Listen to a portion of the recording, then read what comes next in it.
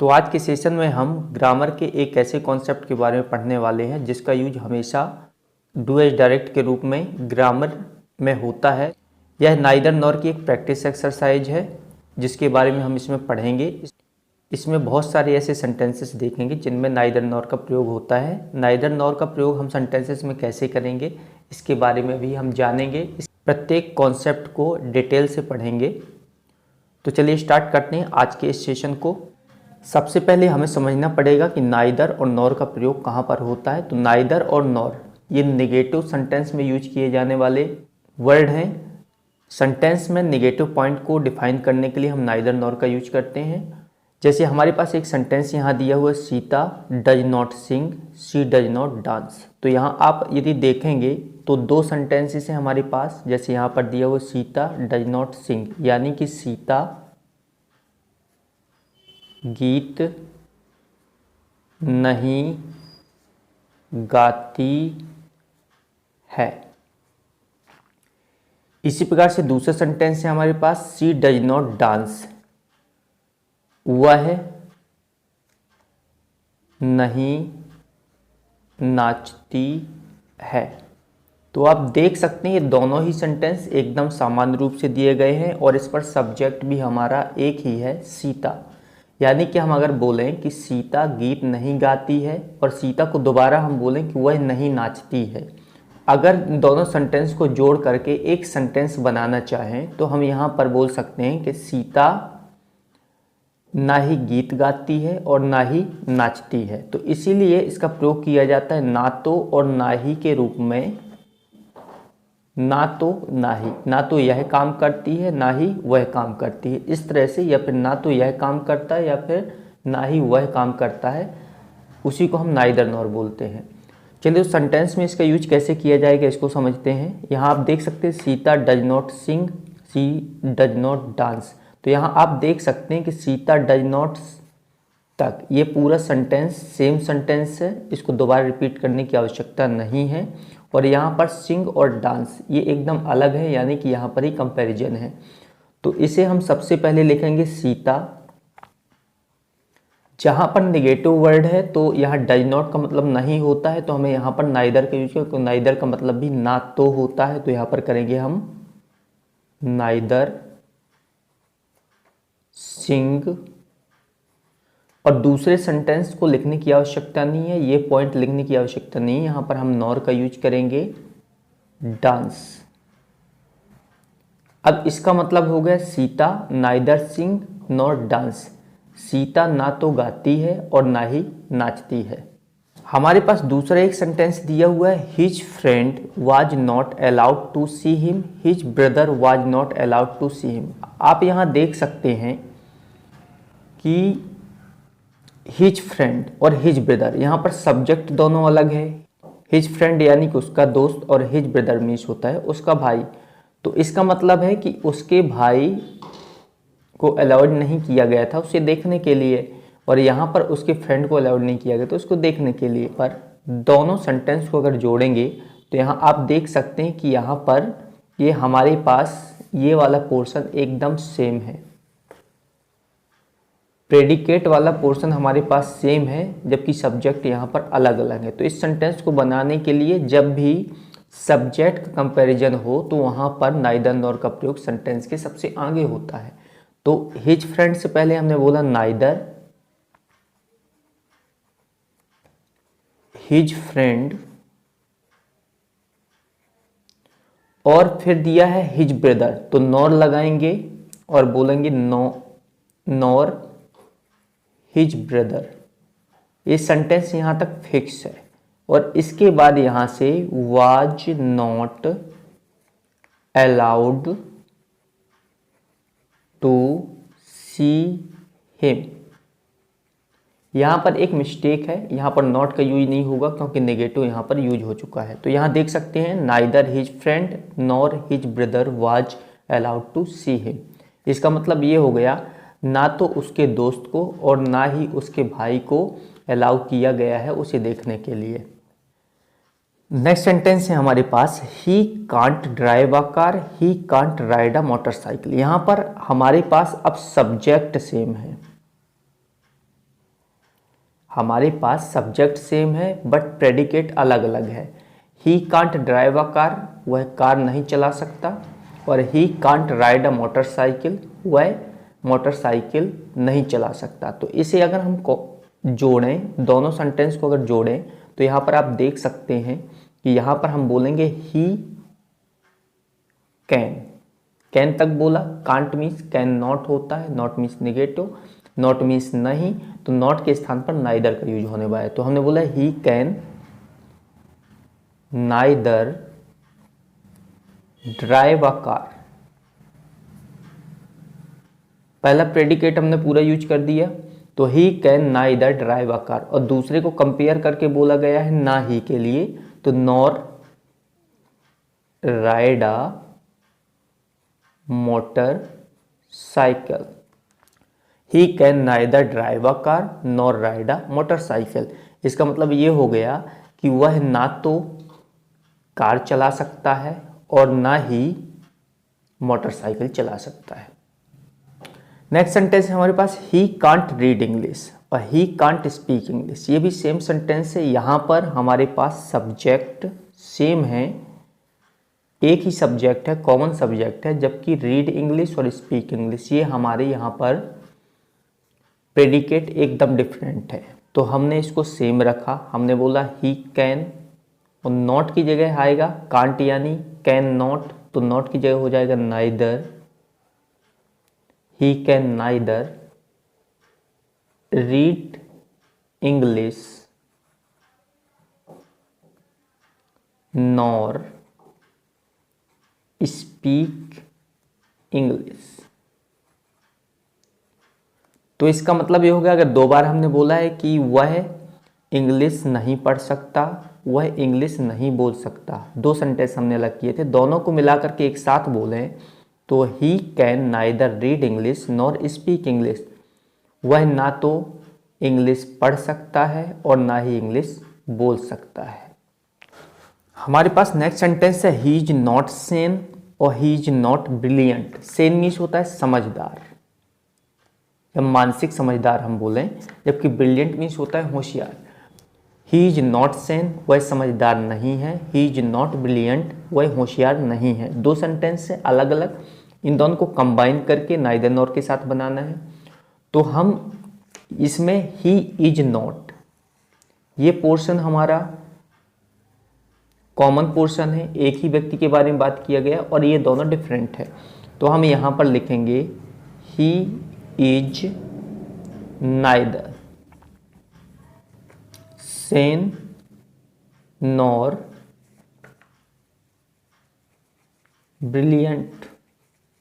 तो he is neither sane nor brilliant, यानी कि वह ना तो समझदार है और ना ही होशियार है। नेक्स्ट सेंटेंस है हमारे पास they did not look at him और they did not talk to him. यहाँ पर भी हमारे पास सब्जेक्ट सेम है, एक ही व्यक्ति पर बात की गई है कि वे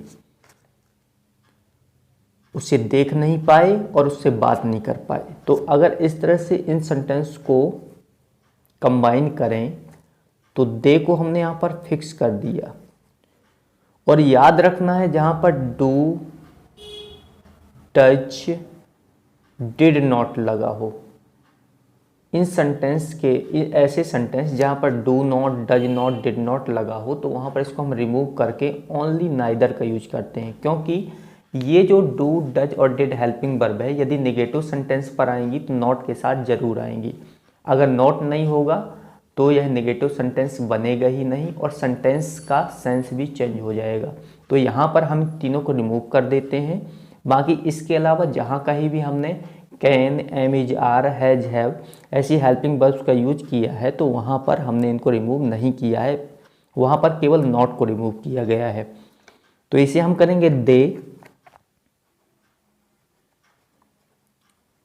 neither look at him nor talk to him. तो इसका मतलब वे ना तो उसे देख पाए और ना ही बात कर पाए। नेक्स्ट सेंटेंस है you have not answered my question और he has not answered my question. यहाँ पर हमारे पास सब कुछ सेम है, प्रेडिकेट हमारे पास सेम है, एक ही पर बात हो रही है कि आपने मेरे क्वेश्चन का जवाब नहीं दिया और उसने भी मेरे क्वेश्चन का जवाब नहीं दिया। दो सेंटेंस अलग अलग है, दोनों को कंबाइन करके बनाना है। तो यहाँ पर यू पहला सब्जेक्ट है और यहाँ पर जब सब्जेक्ट का कंपैरिजन होता है तो नाइदर का यूज आगे होता है।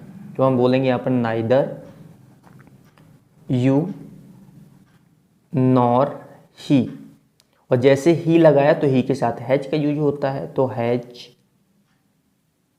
Neither you nor he has answer my questions. ना तो आपने और ना उसने मेरे क्वेश्चन के आंसर दिए। नेक्स्ट सेंटेंस है the principal is not in favour of this trip और the teachers are not in favour of this trip. यहाँ पर आर का यूज इसलिए क्योंकि यहाँ टीचर्स हैं और प्रिंसिपल सिंगुलर है तो इज लगाया गया है। तो इनको हमें कंबाइन करना है। ये पोर्शन आप देख सकते हैं कि प्रेडिकेट का जो इसका पोर्शन एकदम सेम है, यानी कंपैरिजन कहाँ पर है, कंपैरिजन है द प्रिंसिपल और द टीचर्स में। ये डिफरेंट है सब्जेक्ट, तो यहाँ पर नाइदर को हम आगे लिखते हैं। तो नाइदर प्रिंसिपल, द को रिमूव कर सकते हैं, नहीं तो लगा भी सकते हैं, आर्टिकल है वो। नाइदर प्रिंसिपल नॉर टीचर्स, जिनमें कंपैरिजन है वहाँ पर नाइदर और नॉर का प्रयोग हमने कर दिया। Neither principal nor teachers are in favour of this trip. ना तो प्रिंसिपल और ना ही टीचर्स इस ट्रिप के फेवर में हैं, मतलब दोनों ही इस ट्रिप के फेवर में नहीं हैं। नेक्स्ट सेंटेंस है he was not at home his father was not at home. जब हम बात करते हैं बोलते हैं कि वह घर पर नहीं था और उसके पिता घर पर नहीं थे। दोनों सेंटेंस अलग अलग है। अगर हम दोनों को कंबाइन करके बोलें तो वह और उसके पिता दोनों ही घर पर नहीं थे, यानी कि हम बोलें ना तो वह घर पर था और ना ही उसके पिता घर पर थे। मतलब यहाँ पर हमारे पास प्रेडिकेट सेम है, कंपैरिजन हमारा किस पर है, ही और हिज फादर पे। तो हम करेंगे neither NEI, neither he nor his father, neither he nor his father was at home. अब दोनों कंबाइन हो गए हैं। हमने बोला ना तो वह और ना ही उसके पिता घर पर थे। नेक्स्ट सेंटेंस है हमारे पास Suresh is not involve in this racket. Suresh इस रैकेट में इन्वॉल्व नहीं है, या his friends are not involve in this racket, उसके दोस्त भी इस रैकेट में इन्वॉल्व नहीं है। मतलब यहाँ पर कंपैरिजन जो है हमारा सुरेश और उसके फ्रेंड्स के साथ में है, दोस्तों के साथ में है। बाकी सब कुछ हमारे पास प्रेडिकेट सेम है। तो यहाँ पर हम सब्जेक्ट से पहले नाइदर का यूज कर देंगे। फर्स्ट सब्जेक्ट से पहले neither Suresh nor his friends. अब ये प्लूरल है तो आर लगेगा, are involved in this racket. अब इस सेंटेंस को हमने कंबाइन कर दिया है, दोनों को अलग अलग बोलकर बोल दिया। ना तो सुरेश और ना ही उसके दोस्त इस रैकेट में इन्वॉल्व हैं। He is not allowed to smoke और he is not allowed to drink. इसमें भी सेम ही है, इसमें केवल दिया गया है he is not allowed to smoke to drink. क्या है कंपैरिजन में स्मोक एंड ड्रिंक? उसे स्मोक करना अलाउ नहीं किया गया और उसे ड्रिंक करना भी अलाउड नहीं है या अलाउड नहीं है। तो इसको अगर हम बोलें कंपैरिजन हमारा स्मोक और ड्रिंक पे है, तो हम इसको सेम रखेंगे, तो इसको बोलेंगे he is neither allowed to smoke nor allowed to drink. आप यहां से अलाउड टू को हटा दें तो स्मोक नॉर ड्रिंक, इसको हम ऐसे यूज कर सकते हैं, to smoke nor to drink, तो हमारा ये भी सेंटेंस पूरा फिक्स हो जाएगा। तो इसको हम बोलेंगे he is neither allowed to smoke, उसे ना तो स्मोक करना अलाउ है और ना ही ड्रिंक करना। नेक्स्ट सेंटेंस है he can't pay them in pounds, he can't pay them in dollars. हम पाउंड्स में पे नहीं कर सकते हैं उनको और डॉलर्स में भी पे नहीं कर सकते हैं। दो सेंटेंस से दोनों को कंबाइन करें और हमारे पास प्रेडिकेट यहाँ पर ऑब्जेक्ट क्या है अलग अलग है और बाकी सब सेम है, तो हम सीधे यहाँ यूज करेंगे वी कैन नाइदर पे them in pounds nor pay them in dollars। Next sentence है they were not leading in the opinion polls, they were not leading in the exit polls। Way opinion poll को भी वो lead नहीं कर रहे थे और एग्जिट पोल को भी लीड नहीं कर रहे थे, तो हमारे पास ये दोनों फिक्स हैं। हमारे पास कंपैरिजन है ओपिनियन पोल्स और एग्जिट पोल्स पर, तो इस सेंटेंस को हम फिक्स करेंगे, कंबाइन सेंटेंस करेंगे, तो हम बोलेंगे इसको they were neither leading in the opinion polls nor leading in the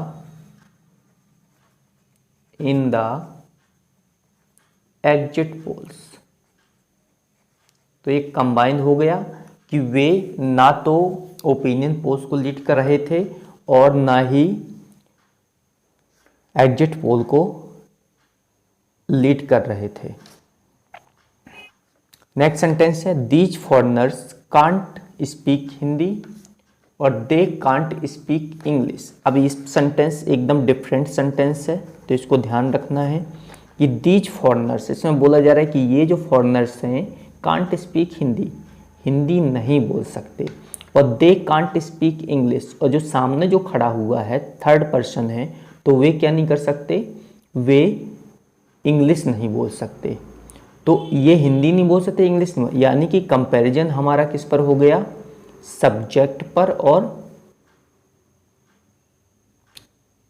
Hindi और इंग्लिश पर भी कंपैरिजन हो गया। तो इस सेंटेंस को जब भी हम करें तो हम बोल सकते हैं neither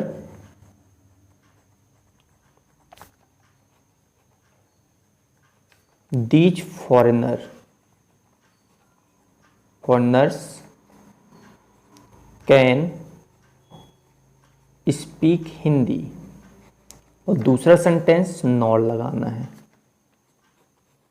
they can speak English. ये पूरे सेंटेंस कंबाइन किए गए हैं, अलग अलग सेंटेंसेस हैं, इसमें कोई भी अभी तक जितने भी सेंटेंसेस हमने पढ़े हैं उसमें या तो सब्जेक्ट कॉमन होता था या फिर प्रेडिकेट, लेकिन इसमें सब्जेक्ट और प्रेडिकेट दोनों ही डिफरेंट है। इस कारण से हम यहाँ पर यूज कर रहे हैं, सेंटेंस को कंबाइन कर देंगे, पहले सेंटेंस को नाइदर के साथ और दूसरे सेंटेंस को नॉर के साथ। तो ये बन गया neither these foreigners can speak Hindi, ना तो ये फॉरेनर हिंदी बोल सकते हैं, और nor they can speak English, और ना ही वे इंग्लिश बोल सकते हैं।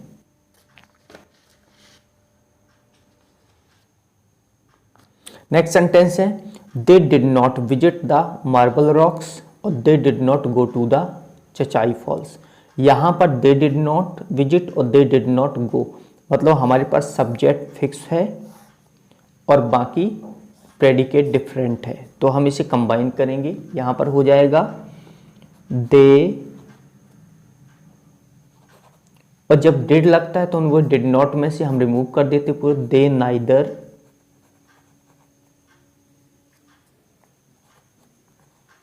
Visit the marble rocks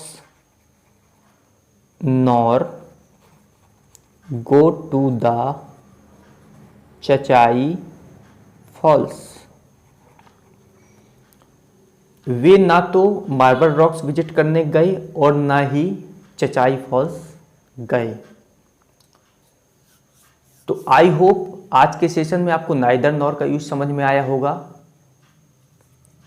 students, ये जितने भी सेंटेंस इसमें दिखाए गए हैं या जितने भी सेंटेंस आज हमने समझाए आपको, ये सभी सेंटेंस किसी न किसी प्रकार से 10th 11th 12th के एग्जाम्स में आए हुए हैं। चलिए मिलते हैं इंग्लिश ग्रामर के नेक्स्ट सेशन में, जिसमें आइदर और के बारे में हम पढ़ेंगे। तब तक के लिए जय हिंद, जय भारत।